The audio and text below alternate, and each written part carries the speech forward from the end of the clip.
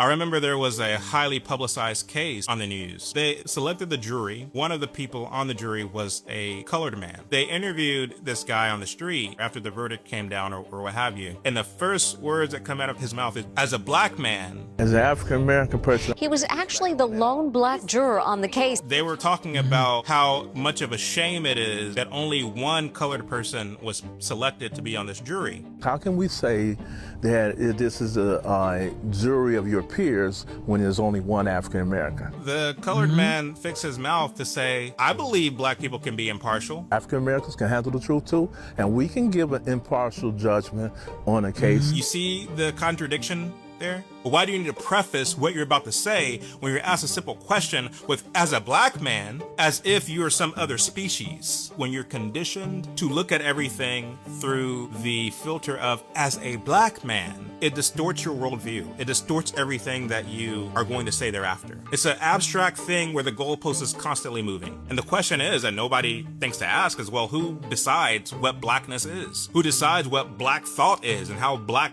men or how black women should think about this or that thing? Where's the delegation? Like, where is this coming from? We have to preface everything with, well, as a black man, right? So that's how this juror starts off his statement. And then he ends it with, I believe as black people, we can be impartial. You already proved by the first words that came out of your mouth that you can't be impartial, that you are drunken, that you are in fact inebriated, intoxicated with the plague of viewing everything through a critical race theory lens. So no, you can't be impartial.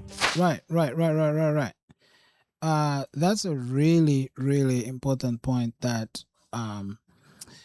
Chad Jackson is making there, as always. Critical race theory, and there's all kinds of critical theories. Of course, critical theory has a bunch of offsprings, feminist theory, critical pedagogy, queer theory. All these are theories, social theories, that are offsprings of critical theory. It's everywhere. It affects everything. And for Christians especially, we have to be very, very, very, very, very careful, because there's so many ways in which we've been affected and infected. So again, this is a perfect example what Chad Jackson just illustrated for us. In society today, it is very difficult for a lot of people, right, to have a simple understanding of the fact that when they say a jury of your peers,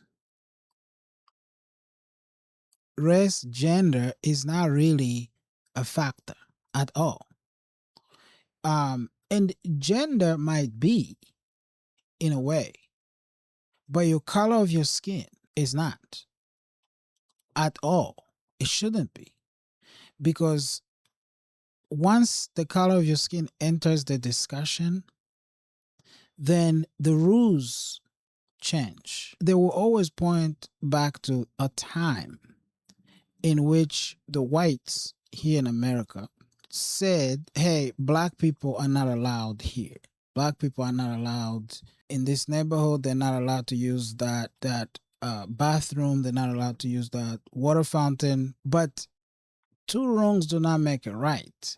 So to correct that is not to then say, okay, so now we have to continue viewing things through the lenses that we deemed that was wrong when white people did it, but now we want to do the same thing as a kind of a revenge, or a kind of a way to protect ourselves and our community, right?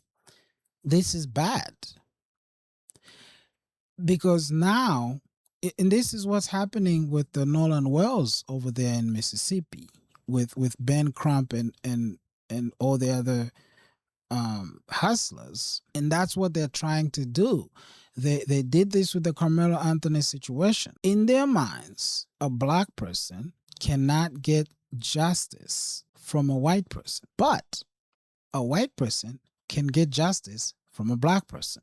Now, it's almost like, as Chad Jackson said, like black people are a different species. But of course, we know as Christians that we're created in the image and likeness of God. We're all human. We're all capable of sin and evil and selfishness and narcissism. We're also capable of doing justice, of loving others, of being selfless, of going out of our way. We're all capable of being objective and rational humans. But once you begin to say, well, you can't really trust the verdict given by a white person to a black person unless it's the verdict we wanted, you've lost the plot. But this is what critical race theory does. Critical race theory also says, by the way, that black people cannot really be racist. So now you've changed what racism is, which is why Christians must be careful about what we receive, what we listen to, because otherwise we're being discipled, we're being taken captive. And the Bible says in Colossians here, beware lest anyone cheat you through philosophy and empty deceit according to the tradition of men, according to the basic principles of the world, and not according to Christ. See to it. In other versions will say, see to it that no one takes you captive. Critical race theory is one such empty, deceitful, human-centered philosophy that seeks to take us captive unless we're aware of it and we're actively resist. You cannot resist something you're not aware of.